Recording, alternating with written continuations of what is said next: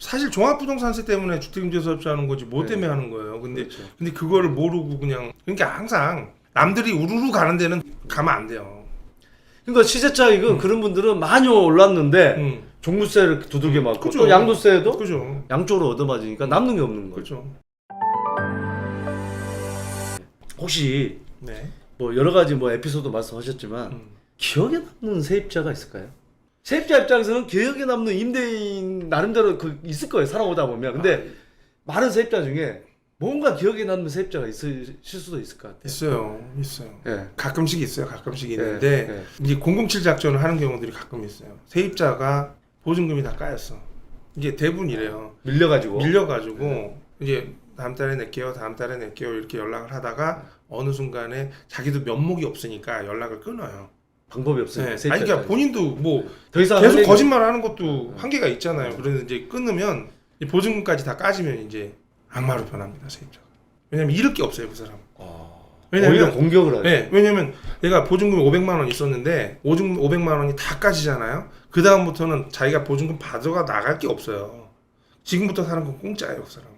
그렇죠. 그럼 물세도 안 내고 전기세도 안 내고 뭐 도시가스 요금도 안 낼 거예요. 그렇게 되는데 그렇게 되면 굉장히 난처해집니다. 그래서 그 전에 내보내야 되는데 그렇게 되면은 일단 연락이 안 되니까 그럼 세입자가 있는지 없는지 확인해야 돼요. 여기 드는지 안 드는지 그러면 그 요지 있잖아요. 식당에서 주는 요지. 네. 그거를 현관문 밑에다가 살짝 꽂아놔요. 요지를요? 네, 요지를 네. 반으로 잘라가지고 살짝 꽂아놔요. 그리고 조금 튀어나오게 만들어놔요. 그리고 그 다음날 와봐요. 그럼 문이 열렸으면 요지가 바닥에 떨어져 있을 거고요. 네. 근데 출입이 없으면 네. 이게 계속 있죠. 며칠간. 아. 2, 3일 있다 가봤더니 문이 열렸다 닫혔어. 이 집에 지금 드나들고 있는 거구나. 그럼 이제 밤에 이제 와봐야 돼요. 이 사람이 있을 때 문을 두들겨서 들어가야 돼. 강제로 문 열고 들어가면 안 되잖아요. 그래서 그렇게 들어오면 집에 있어요. 분명히 있는 게 TV가 껌뻑껌뻑거리는 불빛하고 형광등만 켜져 있는 불빛하고는 전혀 다르거든요. 분명히 있는데 아무리 노크를 해도 없는 척해요. 그러면 제가 이제 공인중개사를 오라 그래요. 공인중개사를 오라 그래서 복도에서 연극을 해요. 연극을. 공인중개사님 여기 세입자가 연락이 안 돼 지금 몇 달째. 이거 큰일 났어. 근데 이거 문을 좀 내가 열어봐야 되는데 어떻게 해야 돼? 그럼 공인중개사가 법적으로 함부로 열 수 없습니다. 이거 열면 큰일 납니다. 이거 주거 침입으로 굉장히 문제됩니다. 그러면 경찰서에 연락해서 경찰관 입회하에 열어야 된다는 거야. 그래서 그러면 경찰서에 연락을 해야겠네. 그러면 별 사유 없으면 안 해줘요. 그러더라고. 큰 소리로 대화하는 거야. 이 사람 아는 사람 듣게끔. 전화를 해요. 네. 안녕하세요. 지구대죠? 네. 여기 안에 여기 세입자 몇 호인데요. 제가 건물주인데 안에서 지금 연락이 두절됐어요. 몇 달째 두절됐는데 안에서 이상한 냄새도 나고 불안해서 그러니까 잠깐만 문 한번 열어봅시다. 오세요. 그러면 문이 열려요. 그때 이제 경찰이 안 왔는데 문이 열려요. 그 말 하면 문이 열려요. 근데 전 전화했을까요? 안 했을까요? 저는 안 했죠. 안 했어요. 그냥 빈전화로 얘기하는 거예요. 연극을 하는 거야. 그럼 문이 열려요. 그럼 어떻게 해결이 됩니까? 그럼 연락 짐을 빼주든지 해야지. 그러면 죄송합니다. 그리고 그럼 이제 저랑 공유할 수 있는 비번으로 변경하시고 몇 월 몇시까지 안 내시면 이제 명도 소송 들어갈 거니까 빨리 빼주시는 게 좋습니다. 그렇게 협의해서 그렇다고 뭐 싸울 거예요, 뭐 할 거예요 거기서. 그 밀린 거는 못 받죠. 갑니까? 못 받죠. 아예 못 받는 게 다행이다. 빨리 빼주는 게 다행. 다음 세입자라도 빨리 받는 게 낫다. 그래서 이제 그렇게 그냥 내보내는 경우가 한두 번 정도 있었던 것 같아요. 그분 오죽하면 못 냈겠어요. 그렇죠. 대표님께서 이게 최악의 경우 뭐 금지 인상 그다음에 뭐 실업자 뭐 그 중에 하나 시나리오로 못 받을 수 있다는 것도 시나리오에 들어가겠네요. 그렇죠. 근데 그건 뭐 어쨌든 월세를 그동안 받았기 때문에 제가 뭐 손해가 나는 거는 아니고 받아야 될 월세를 못 받은 거니까 뭐 그럼 괜찮습니다. 그 정도는.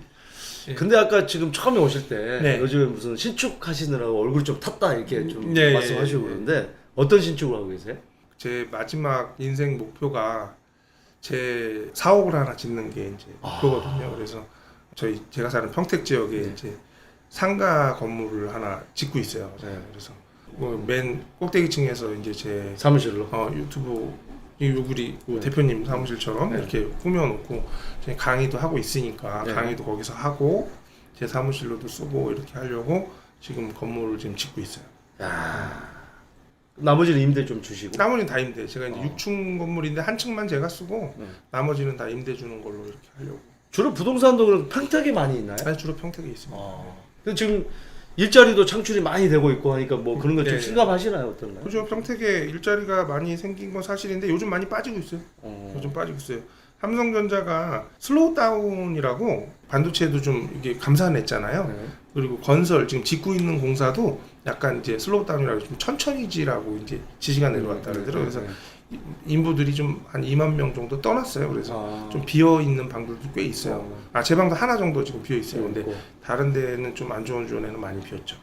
주로 평택에 투자를 많이 이제 해서 예. 보유를 하고 계시다. 아무래도 잘 아시는 지역에서 제 그런가요? 고향이니까요. 고향이시니까. 고향이고 그래서 근데 그 중에서도 월세 수요가 좋은 존에 주로 갖고 있어서 저는 공실 위험 별로 없어요.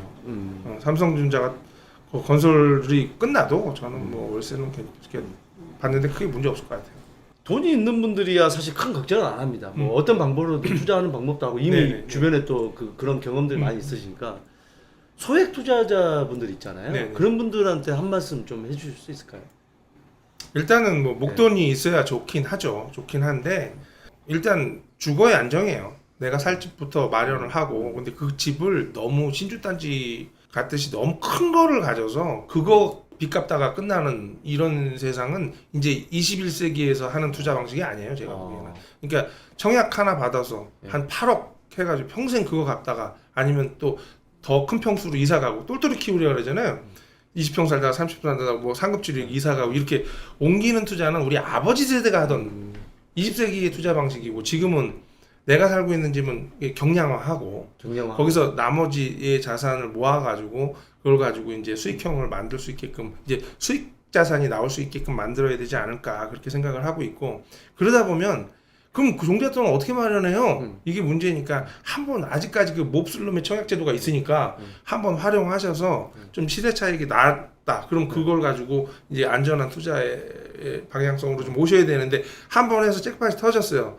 뭐 시세 상승이 한 5억 정도 막 이렇게 나는 경우도 있잖아요. 그러면 자기가 그 마이다스의 손인 줄 알고 계속 거기에만 치우치는 거는 저는 바람직하지 않다. 여러분은 마이다스 손이 아니에요. 운이 좋았을 뿐이지. 그 지금 보면은 2030 분들이 사실은 대표님께서 투자하는 방식 수익형 부동산을 투자를 잘 안 하거든요. 사실은 연세 드신 분들이 사실은 이제 은퇴하고 나서 많이 하는 방식인데 젊은이들은 대부분 보면 시세 차이 내 돈 조금 들어 갭 투자 이걸 많이 하잖아요. 그렇죠. 네. 그런 면에서 볼 때 아니 뭐 이제 스타일은 다 다른 거니까 대표님만의 스타일로 말씀드린다면 그러니까 이런 거예요. 우리나라가 여태까지 잘 살아온 이유 중에 하나도 빨리빨리예요. 다른 나라에 비해서 빨리빨리 움직이고 빨리빨리 성장하고 오랜 시간 일했고 막 60시간 70시간 일해가지고 이 나라를 선진국으로 만들어낸 건 사실인데 그 빨리빨리가 이 재테크에서도 먹힌다는 거예요. 빨리 부자가 돼야 되는 거예요. 근데 제가 보기에는 빨리 부자 되는 방법은 그렇게 많지 않아요. 그리고 빠르다는 얘기는 그만큼 리스크가 많다는 얘기예요. 함정이 많이 있는 건데 그런 함정들을 걸고 나는 무조건 잘 될 거다라고 하고 또 유튜브 같은 데 잘 된 사람들이 많이 나오니까 그중은 진짜 1000명 중 1명 막 이렇게 그런 사람들이 나와서 자랑하는 거기 때문에 안전한 투자 쪽이 더 저는 낫지 않냐. 그러니까 모 아니면 도 하지 말고 그냥 개나 걸만 나와도 괜찮으니까 안전하게 이렇게 계속 앞으로 나갈 수 있는 투자를 해야 된다는 거죠. 그래서 우리 요즘 이제 그 파이어라든지 이런 거 많이 있잖아요. 파이어족 이런 거. 그러니까 빨리 은퇴하고 싶다면은 내가 일해서 버는 돈을 늘리려고 하지 말고 자산의 내 돈을 스스로 일할 수 있게끔 만들어야 된다는 거에 그 포커스를 좀 줬으면 어떨까 이런 생각이 좀 듭니다. 좋은 말씀 해주셨어요. 그러면은 사실은 뭐 부동산이라는 게 뭐 어떤 종류를 떠나서 깊게 분석을 해야 되지만 네. 그냥 표면적으로 대표님께서 생각하시는 투자 종목은 아파트랑 다세대 주택이랑 그 다음에 상가 이제 소액으로 일단 할 수 있는 거 뭐 소형 아파트도 될 수 있을 것이고 네. 다세대 주택, 그다음 오피스텔, 네. 소형 상가 네. 이 중에서 가장 뭐가 낫다 한 가지만 선택하시라면. 아니 그러니까 저는 뭐 어쨌든 수익률 높은 거가 좋은 거예요. 아직까지 대한민국이 전세제도 이놈의 몹쓸놈의 전세제도가 남아있기 때문에 이 투자하기가 또 쉬워요. 수익형 자산 투자하기 다세대다가고 건물 사는 게 뭐 건물이 막 15억씩 12억씩 막 이렇게 하더라도 실제 투자금은 3억에서 5억이면 사거든요. 대출 좀 끼고 이렇게 사면 그래서 좀 우리가 갖고 있는 주택 뭐 수도권에 아파트 정도 하나 갖고 있으면 한 4억 5억 정도 되시는 분들이 대부분 있으신데 그 정도만 가지면은 살 수 있는데 그 3, 4억이 실질적으로 또 순자산은 아니잖아. 또 대출이 있으니까. 그래서 대출을 다 갚고 그걸 이제 활용해 가지고 또 이제 투자할 수 있다면 한 3억에서 5억 정도면 다세대 다가구 투자할 수 있다 이렇게 보는 거죠. 그리고 중요한 거는 현금으로만 보지 말고 이 미래 가치가 좋아지는지 이걸 판단해서 가치. 투자하시는 게 네. 그게 그냥 샀는데 이 오피스텔 투자 같은 게 위험한 게 그런 거거든요. 지방의 오피스텔 같은 경우에는 물론 서울 말고요. 지방의 오피스텔 같은 경우는 월세는 잘 받습니다. 근데 시세가 계속 내려가요. 팔리지도 않고. 네, 분양가 저희 평택 지역의 오피스텔은 분양가보다 비싼 오피스텔이 하나도 없어요. 그렇다는 얘기는 결국은 분양했을 때가 제일 비싼 거야. 근데 오피스텔은- 월세는 계속 받고는 있어요. 태어날 때 가장 비싸다. 오피스텔은. 태어나기도 전에 분양하니까 그 전에도 태어나기도 전에. 그러면서 마피부터 시작하니까요. 네. 그래서 그런 상황이에요. 그런 상황이다 보니까 오피스텔 투자 같은 경우는 소액으로 투자하기는 좋지만 실제 자산 상승이 어렵기 때문에 투자 지역을 잘 골라야 된다 이렇게 말씀드린 거예요. 그 대표님께서 지금 80% 정도가 뭐 1인 거주 다가구. 네네. 그 정도면 거의 이제 주거용이잖아요. 거의. 그렇죠. 그 주거용이 최근에 이제 법이 좀 바뀌었습니다. 그 전에는 양도세 중과에 뭐 종부세 중과에 이게 굉장히 사실은 잘 모르는 분들은 사가지고 나중에 낭패 보는 경우도 많았는데 거기에 대한 어떤 절세 노하우가 있으신가요? 이 투자라는 게 잘못하면 세 명이 동업해요. 누구냐면 네. 내가 나하고 정부하고 네.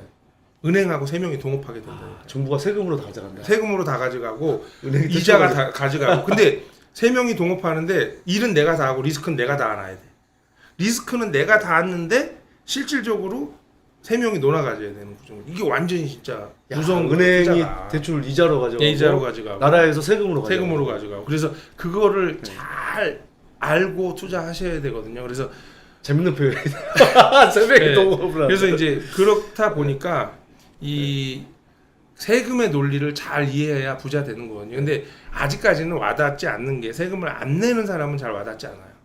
내는 사람들은 이 세금을 한번 맞아보면 어떻게 절세하는지 방법을 찾아내는데 그렇지 않기 때문에 지금부터라도 여러분이 부자 될 마음이 있다라고 한다면은 지금부터라도 세금을 공부해요. 그러니까 종부세 같은 거 있잖아요. 종부세는 부자들만 내는 세금이다라고 생각하니까 아이 무슨 내가 종부세를 걱정해 이렇게 생각하지만 아니에요. 지금부터 준비하고 해지해 나가는 방법을 찾아내야 되거든요. 그래서 이게 제가 세금을 저는 나름 뭐 가장 저렴하게 내고 있다. 네. 안 내는 건 아니고 저렴하게 내고 있다라고 판단을 하고 있는 거죠. 그래서 제가 종부세를 안 내요. 종부세를 안 내는 방법이 지금 그 주택임대사업자. 예전부터 그러셔가지고. 주택임대사업자를 했기 예전부터. 때문에 예.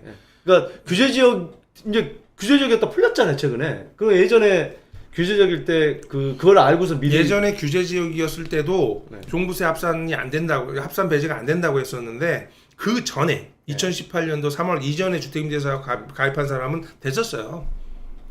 그럼 그게 지난 정권에 김현미 장관이 부추겼잖아요. 주택임대사업자 하라고. 그때부터 시작한 사람이 2018년도 3월이거든요. 그때부터 가입한 사람만 안 되는 거지. 그 전에 했던 사람들은 예전부터 했던 사람이기 때문에 워낙 배제를 해줬어요. 조정지역이었어도. 그러다 조정지역이 해제되면서 지금은 다시 또 합산 배제가 되고 있는 거죠. 그렇죠. 그때 이제 2018년 장기 예. 같은 거는 9월 13일 날. 예. 그 이후에 이제 취득한 사람은 예. 그러니까 그걸 모르고서 그렇죠. 그 이후에 취득한 분인데 주택임대사업자를 했더라고. 아무 의미 없는 거예요. 의미 없는 건데. 네, 그거는 네. 사실 종합부동산세 때문에 주택임대사업자 하는 거지 뭐 네. 때문에 하는 거예요. 근데 그렇죠. 근데 그거를 모르고 그냥 해가지고 그렇게 이제 그러니까 항상 남들이 우르르 가는 데는 더 가면 안 돼요.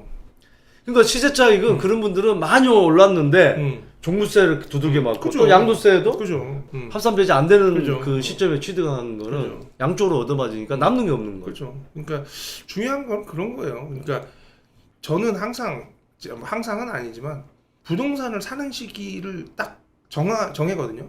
부동산이 힘들어할 때 부동산에 가요. 저는. 힘들어할 때. 부동산 지금 힘들어하잖아요. 지금 예. 타이밍이라고 생각하세요? 그게 지금 타이밍이죠. 그러니까 모두 다 안 산다고 할 때 저는 사요. 그럼 얼마나 대우받고 사요. 물건 사도. 그러니까 얼마나 저렴해요. 그럼 우리가 백화점에 세일하잖아요. 그럼 우르르 가서 삽니다. 안 사도 될 걸 가서 사요. 더 사요. 하나 사도 되는 걸 3개 사갖고 와요. 근데 부동산 세일하면 왜 안 사요? 그러니까 저는 저도 부동산 세일기라고 생각해요 지금이. 이게 맞잖아요. 부동산 세일기잖아요. 그럼 세일기 때 세일할 때 우리 옷 사는 것처럼 세일할 때 부동산 사야지. 매수자가 지금 우위 시장이니까 알아서 골라서 그죠. 가격도 정할 수도 있는. 예전에는 시스템이고. 부동산 갖고 이렇게 있으면 커피 안 줘요. 바빠서. 주고 요즘 싶어도 커피 줍니까? 요즘은 커피가 뭐예요. 한 2시간 떠들다 와도 돼요. 심심해서 그분도 심심하니까 네. 이제 이것저것 얘기 주변 사람도 들어보고 다 할 수 있는데 예전에 그럴 정도로 바빴잖아요. 예전에 부동산이 바빴는데 지금은 뭐 오히려 게다가 이제 하반기 되면 이제 굳이 또 부동산 안 가도 됩니다. 경매 또 수도 없이 나올 거니까 이제 또 경매 시장 타겟으로 좀 보고 있죠. 이제 하반기에 되면 이제 파산하는 자들이 늘어나거든요. 그렇게 되면은 그쪽으로 또 이제 굳이 복비 주면서 살 필요 없는 시장이 또 벌어지는 거예요. 이게 또 한 번의 세일이 또 시작되는 거죠. 대표님께서 보실 때 지금보다 하반기로 가면 경매 물건이 더 많이 나올 것이다. 그렇죠. 아무래도 지금까지 이제 대출금 좀 이렇게 견뎠던 분들이 이제는 더 예. 견디기 힘들 상황. 경매는 시차가 오거든요. 시차가 있거든요. 지금 그러니까 경매가 나가려면 최소한 몇 개월 이상 연체가 있어야만 경매로 가잖아요. 근데 경매로 가는데 그렇게 몇 개월 이제 생기잖아요. 그러면 은행에서 연락이 옵니다. 은행에서 사요 이제 물건을. 은행의 지점장이라든지 이런 그 채권 무실채권 담당자들이 좋은 물건 나왔으니까 사실래요? 이렇게 연락이 와요. 그럼 그런 데서 사도 되고. 그 넘어가면 경매 시장에서 사면 되는 거고 이게 중간에도 또 마켓이 하나 더 있는 거죠. 요즘에 뭐 이제 그 은행 지점장님 뭐 골프를 좀 자주 나가셔야 될 것 같아요. 이게 바쁘시죠 지점장님. 왜냐면 이제 네. 파산되면 그 네. 은행의 채권이 이제 부실채권이 돼버리니까 시즌이 팔아야 돼요 빨리. 누구한테 팔아내야지 그걸 채권을 지키니까 지점장님도 바쁘시죠. 마지막으로 우리 네. 뭐 구독자 여러분들께 한 예. 말씀 해주실까요? 지금 뭐 상황이 굉장히 부동산 시장 여기 부동산 TV니까요. 부동산을 중점으로 얘기하는 데니까 장대장 TV 시청하시는 분들은 좀 상황이 좀 안 좋으실 수 있습니다. 그래서 제가 뭐 나와가지고 뭐 월세 받는다고 잘난 척해서 좀 죄송하고요. 여러분들이 투자하시는 데 있어서 시세 차익, 내 자산이 얼마큼 늘어나느냐가 중요한 게 아니고 내 자산에서 나오는 소득이 얼마냐. 그래서 여러분들이 근로소득을 받고 있는 것보다 자산에서 나오는 소득이 많았을 때 여러분 진정한 부자가 되는 겁니다. 그러니까 자산에서 나오는 소득이 여러분 월급을 초월하는 그날까지 열심히 수익형 자산에 투자하시면 좋을 것 같습니다. 우리 그 강윤수 대표님이 이제 유튜브도 예. 영주주 TV에서 그 아드님하고 같이 이 방송을 한다고 하니까 우리 구독자분들 또 자제분들하고 같이 시청을 하시면 아마 좋은 그 자녀분들한테도 재테크 공부가 되지 않을까 생각합니다. 오늘 뭐 출연해 주셔서 정말 좋은 말씀 많이 해주셔서 네. 너무 감사드립니다. 감사합니다. 예. 불러주셔서. 예. 네. 우리 앞으로 장대장 TV에서 이렇게 멋진 분들 초청해가지고 이렇게 좋은 말씀 들어보는 그런 시간을 계속해서 갖도록 하겠습니다. 자, 오늘 이 시간 감사합니다. 예.